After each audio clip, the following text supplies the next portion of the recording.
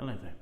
Today I'm tasting a wine from Chateau de Saint Cosme, one of the leading producers of the Gigondas region, so we're in the Southern Rhone Valley in France.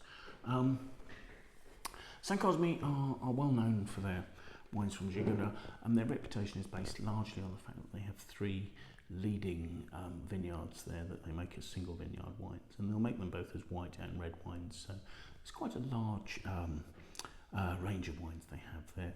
This is a blend from presumably some fruit from those vineyards and some from other vineyards in the same area. Since 1997, the estate has also marketed wines that come from outside the region, so they actually have quite a wide range of wines from within the Rhone Valley and some sort of Vin de France as well. However, there's a really long history going back here. The first documented example of viticulture here goes back to 1416, and the family who own the estate claim they can trace their roots back to 1490. So there's been a long-term viticulture by a small select group on this one vineyard site overlooked by the Chapel of Saint Cosme, which is where the name comes from. As far as the winemaking is concerned, this is a wine that is principally Grenache, so it's big and rich.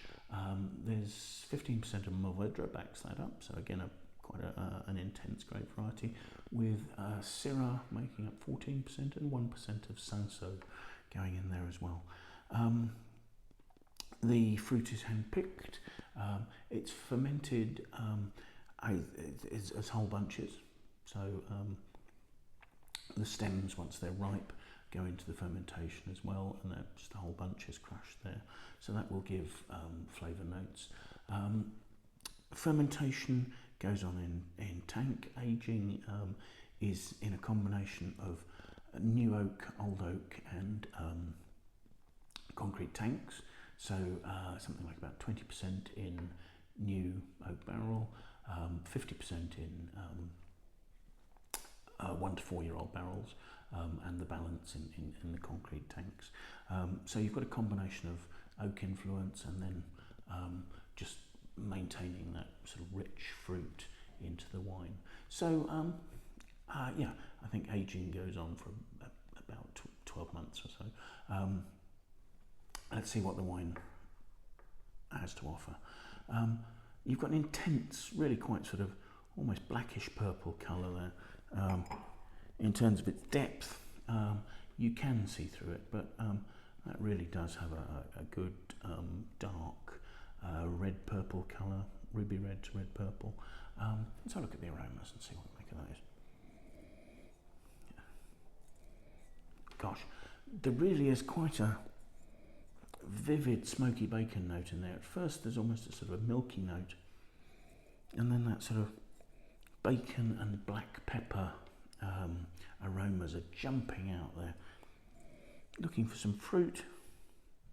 There's a little bit of spicy red fruit there, perhaps a little bit of pungent raspberry note, perhaps a little bit of red cherry fruit, but really it's those sort of savoury, spicy notes that are dominating the nose, and they're very vivid, very well defined.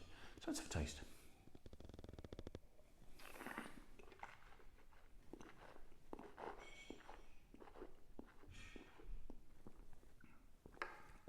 Gosh, that's mouth-filling. It's a big wine. I mean, it does have 15.5% alcohol, so that's. But initially, you get a really lovely rush of sort of juicy red mulberry fruit, and then you've got this big, weighty body of really quite supple tannins that's rounded and rich. The alcohol cuts in and gives warmth. The fruit becomes more juicy, so you've got sort of a spectrum of sort of delicate raspberry to really ripe red cherry, and then through into a sort of a juicy and slightly spicy mulberry, loganberry note, and then a real core of quite sweet, dark, almost tarry licorice at the centre, with a slightly meaty note. And behind that, you're getting spices. Some of them are sweet spices. There's a little bit of cinnamon note from oak, but there's a drying and again quite vivid peppery note, black pepper coming through there. Not overpowering the fruit, but sitting really nicely with it because the fruit's powerful. And that's developing in my mouth. There's a real richness. There's a concentration. The licorice note dies down, and you've got quite an intense red cherry sort of note, dark plum, damson bullace, that sort of note there. The flavours are lasting quite nicely.